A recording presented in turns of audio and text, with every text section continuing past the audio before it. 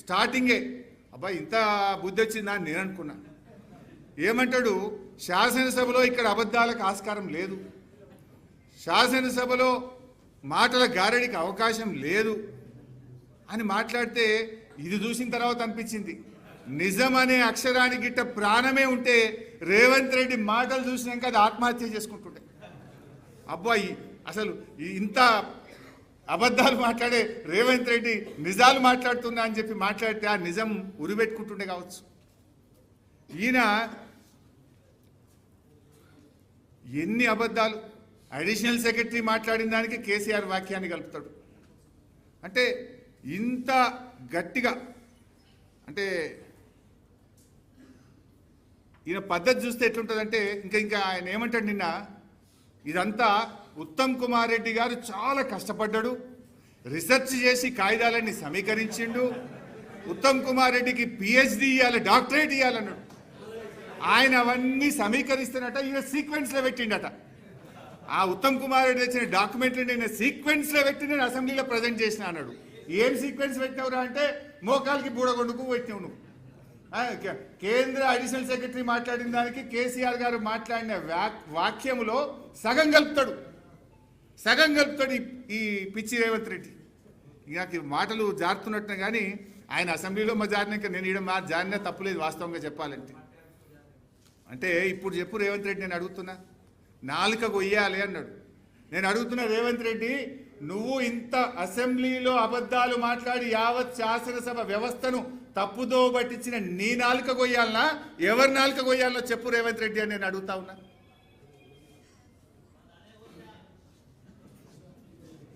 అసలు నా దృష్టిలో చీమునెత్తురున్నోడైతే, మనిషి అయితే ఈ రకంగా శాసనసభను తప్పుదో పట్టించి ఇంత ఘోరంగా ఎక్స్పోజ్ అయినోడు చక్కగా రాజ్భవన్ పోయి రాజీనామా చేయాలి. మనిషి అయితే చీమునెత్తురున్నోడైతే. అంటే నిండు శాసనసభను తప్పుదో పట్టించినావు పూర్తిగా. అసలు పైన 2 లైన్లు కింద 2 లైన్లు కలిపి చదువుతాడు, కిందికి వెళ్ళి మళ్ళీ మీదికి పోయి మీటింగ్ ప్రారంభంలో థ్యాంక్స్ చెప్తే ఈయన 299 ఇచ్చినందుకు థ్యాంక్స్ చెప్పిండు అంటాడు. అసలు ఈ మనిషివా నువ్వేమన్నా? సరే, నేను ఇట్లా మాట్లాడితే ఇప్పటికే నాకు తెలిసిన నా మీద దాడి చేపిస్తాడు, నా మీద అక్రమ కేసులు పెడతాడు, అవసరమైతే హత్యాయత్నం కూడా చేస్తాడు. దానికి నేనేం భయపడను. గతంలో వరద బాధితుల్ని పరామర్శించడానికి పోతే ఖమ్మంలో రాళ్ల దాడి చేసిండు. ఇంకా దీనికి నిన్న ఒక మాట అన్నాడు, ఏమంటాడు, నిన్న దేవుడి మీద ఒట్టు పెట్టుకున్నా అన్నాడు.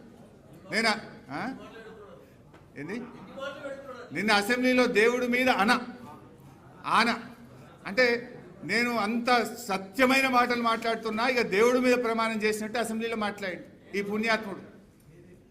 ఈయన గతంలో రైతులకు రుణమాఫీ చేస్తా, 15 ఆగస్టులో రుణమాఫీ చేస్తా దేవుడా అని ఆడపోయి యాదాద్రి లక్ష్మీనరసింహస్వామి మీద ప్రమాణం చేసిండు, భద్రాద్రి రాముల వారి మీద చేసిండు, మెదక్ చర్చి మీద చేసిండు, మహబూబ్ నగర్లో జహంగీర్పీర్ దర్గా మీద ప్రమాణం చేసి దేవుణ్ణే మోసం చేసిన గనుడి రేవంత్ రెడ్డి నిన్న అసెంబ్లీలో కూడా దేవుడి మీద ప్రమాణం చేస్తున్నా, నేను సత్యమైన మాటలు మాట్లాడుతున్నా అంటాడు. ఇది సత్యమా? ఇవి సత్యమైన మాటలా?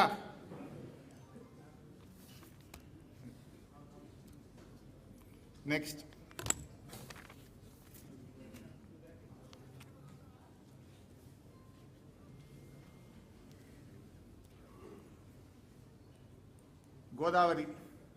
గోదావరి నదిలో కాకతీయ నిజాం రూల్లో మనకు దక్కిన నీళ్లు 252 టీఎంసీలు. సరే, 60 ఏళ్ల కాంగ్రెస్ తెలుగుదేశం పాలనలో గోదావరి నది మీద ప్రాజెక్టులకు సాధించిన హక్కులు 265 టీఎంసీలు. 60 ఏళ్ళు. 9.5 ఏళ్ల కేసీఆర్ గారి ప్రభుత్వం 383 టీఎంసీలకు గోదావరి నది మీద హక్కులు సాధించింది. అంటే 60 ఏళ్లలో కాంగ్రెస్ తెలుగుదేశం సాధించిన దానికంటే 10 ఏళ్లలో 1.44 టైమ్స్ ఇవాళ బీఆర్ఎస్ ప్రభుత్వం ఎక్కువ సాధించింది. అంటే 60 years వర్సెస్ 10 years మీద కూడా ఎక్కువనే. అంటే strike rate of BRS is 40 TMC per year, whereas Congress Telugu Desam కలిపి 4.43 టీఎంసీ పర్ ఇయర్. అంటే గోదావరి జలాల్లో మనకు అనుమతులు సాధించడంలో, నీటి కేటాయింపులు సాధించడంలో సంవత్సరానికి 40 టీఎంసీలు కేసీఆర్ గారు సాధిస్తే కాంగ్రెస్ తెలుగుదేశం పాలనలో 4.43 టీఎంసీ. ఓవరాల్గా చూస్తే our strike rate is 9.11 times more than the Congress and TDP. ఒకవైపు కృష్ణాలో మనకు 299 టీఎంసీలో లాక్ అయిపోయినాం. నిన్న రేవంత్ రెడ్డి ఇంకో పచ్చి అబద్ధాన్ని కూడా మాట్లాడే ప్రయత్నం చేసినాడు. మనకు అసలు నికర జలాలు 811లో 299 నికర జలాలు. కానీ రేవంత్ రెడ్డి అంటాడు 490 టీఎంసీల ప్రాజెక్టులకు ఉమ్మడి రాష్ట్రంలో అనుమతులు వచ్చినాయని ఇంకో పచ్చి అబద్ధం మాట్లాడింది. ఆ 490లో 191 వరద జలాల మీద ఆధారపడ్డాయి. ఏవైతే నికర జలాలు ఉన్నాయో ఆ నికర జలాల లెక్కనే అసెంబ్లీలో తేల్చింది ఆ రోజు. 299, 512 ఇస్ నికర జలాలు. అయితే ఇవాళ ఎట్లా చేసిందంటే కాంగ్రెస్ రాష్ట్ర విభజనలో ఒక రకంగా చెప్పాలంటే అష్ట దిగ్బంధనం చేసింది తెలంగాణను. తెలంగాణ కొత్త ప్రాజెక్ట్ కట్టాలంటే కేఆర్ఎంబి, జిఆర్ఎంబి అనుమతి తీసుకోవాలి, అపెక్స్ కౌన్సిల్ అనుమతి తీసుకోవాలి, సిడబ్ల్యూసి అనుమతి తీసుకోవాలి, దానికంటే ముందు నీటి కేటాయింపులు చేసుకోవాలి. అంటే ఒక రకంగా చక్రబంధం చేసింది.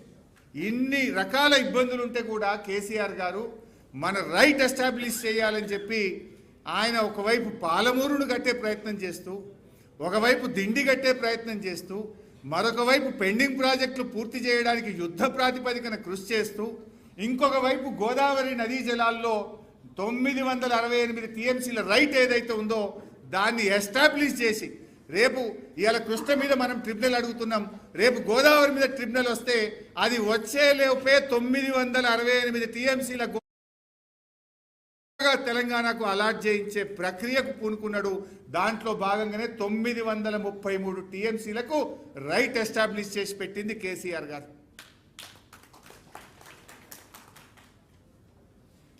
ఇది మీరు చూస్తే మొత్తం లెక్క ఏ ప్రాజెక్టు కేసీఆర్ గారు ఎన్ని వాటర్ అలొకేషన్ చేసిండ్రు మొత్తం నేను చెప్పిన 933 టీఎంసీలు నోటి మాట కాదు, ఇది విత్ ఫ్యాక్ట్. మీరు అక్కడ చూస్తే కనబడుతుంది 933 933 టీఎంసీలు వేరియస్ ప్రాజెక్ట్స్కు గోదావరిలో కేంద్ర ప్రభుత్వం నుంచి అనుమతులు తెప్పించి రైట్ ఎస్టాబ్లిష్ చేసి పెట్టిన ప్రభుత్వం కేసీఆర్ గారి ప్రభుత్వం.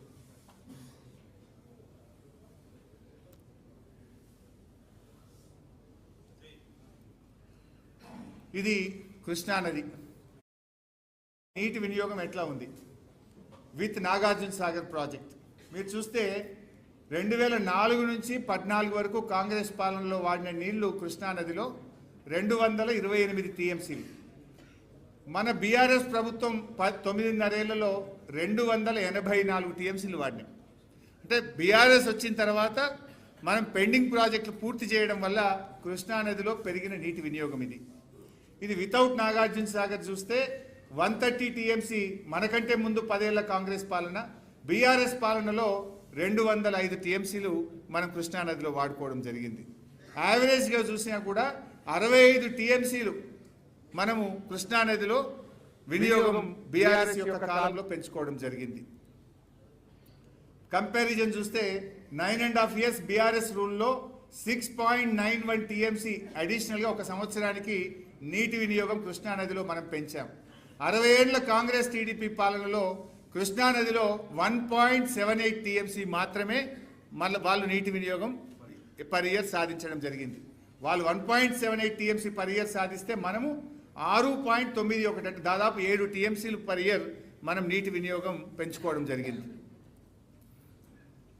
ప్రాజెక్ట్ క్లియరెన్సెస్ బీఆర్ఎస్ ప్రభుత్వం వచ్చినాక 11 ప్రాజెక్టులు మనం కేంద్ర ప్రభుత్వానికి డిపిఆర్లు పంపినాం. 11 ప్రాజెక్టులు డిపిఆర్లు పంపితే 7 ప్రాజెక్టులకు మనం అనుమతులు సాధించినాం.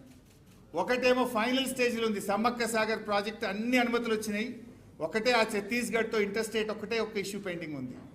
ఒక 3 ప్రాజెక్టులు ఈ కాంగ్రెస్ గవర్నమెంట్ వచ్చినాక మన గవర్నమెంట్లో వాపస్ రాలే. ఈ 3 మన గవర్నమెంట్లో యాక్టివ్ కన్సిడరేషన్లో ఉండే. కాంగ్రెస్ వచ్చినాక పాలమూరు రంగారెడ్డి వాపస్ వచ్చింది, అంబేద్కర్ వార్దా డిపిఆర్ వాపస్ వచ్చింది, కాళేశ్వరం అడిషనల్ టీఎంసీ వాపస్ వచ్చింది. దీన్ని మనం ఇంకా ముందుకు పోయి చూస్తే 9.5 ఏళ్ల బీఆర్ఎస్ గవర్నమెంట్లో 11 డిపిఆర్లు పంపినాం, 7కి అనుమతులు సాధించినాం, 1 ఇంకా అక్కడ పెండింగ్లో ఉంది. 2 ఏళ్ల కాంగ్రెస్ గవర్నమెంట్ 1 డిపిఆర్ పంపలే, 1 క్లియరెన్స్ దేలే, డిపిఆర్లు మాత్రం 3 వాపస్ వచ్చినాయి. అంటే BRS success rate 63%, Congress success rate -30. మనమేమో 7 ప్రాజెక్టులకు అనుమతులు తెచ్చినాం. ఆ ఒక్కటి సమ్మక్క సాగర్ కూడా 90% అయింది. ఆ 3 ప్రాజెక్టులు కూడా మనం వేగవంతంగా అనుమతులు తెచ్చే ప్రాసెస్ ఉంటే వీళ్ళ 2 ఏళ్ల చేతగాని పాలనలో ఇంకా ఇది చెప్తుండు, మేము ఎంపీలుగా పనిచేసినాం, మాకుండే అనుభవం వాడినాం, మేము ఏం బిగినావు 3 ప్రాజెక్టులు వాపసు తెచ్చినాం. నువ్వు తెచ్చింది 3 ప్రాజెక్టులు రిటర్న్ వచ్చినాయి. Our success rate is 63%. నీ సక్సెస్ రేట్ -30. సిగ్గుతో తలదించుకోవాలి నువ్వు.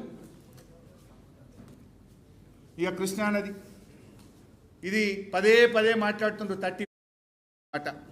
దీంట్లో కూడా పచ్చి అబద్ధాలు బయట మాట్లాడిండ్రు, నేను అసెంబ్లీలో మాట్లాడిండ్రు. ఇప్పుడు నేను సాక్ష్యాధారాలతో సహా రుజువు చేస్తాను. అసలు ఈ కృష్ణానది పరివాహక ప్రాంతం మనది 68, తెలంగాణకి ఇచ్చింది కేవలం 34%. మరి ఉమ్మడి రాష్ట్రంలో చూస్తే మనకి ఇచ్చింది 34, 66.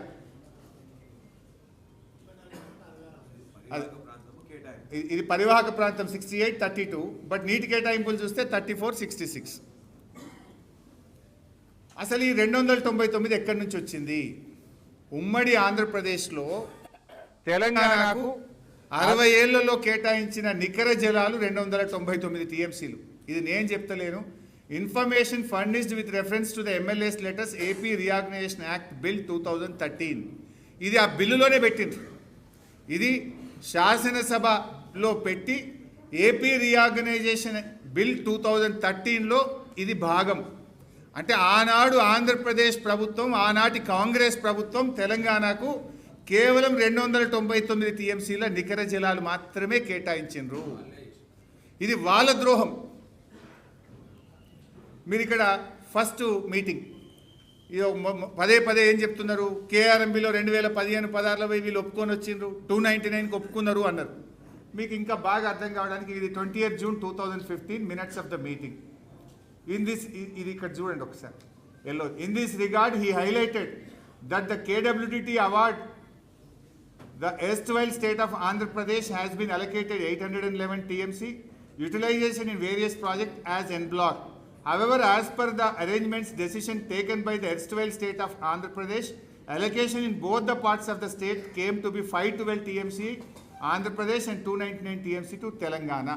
ఇంత స్పష్టంగా అక్కడ ఇది చెప్పడం జరిగింది. ఆనాటి ఉమ్మడి ఆంధ్రప్రదేశ్లోనే ఈ 512 ఆంధ్రాకు, 299 తెలంగాణ కేటాయించారు.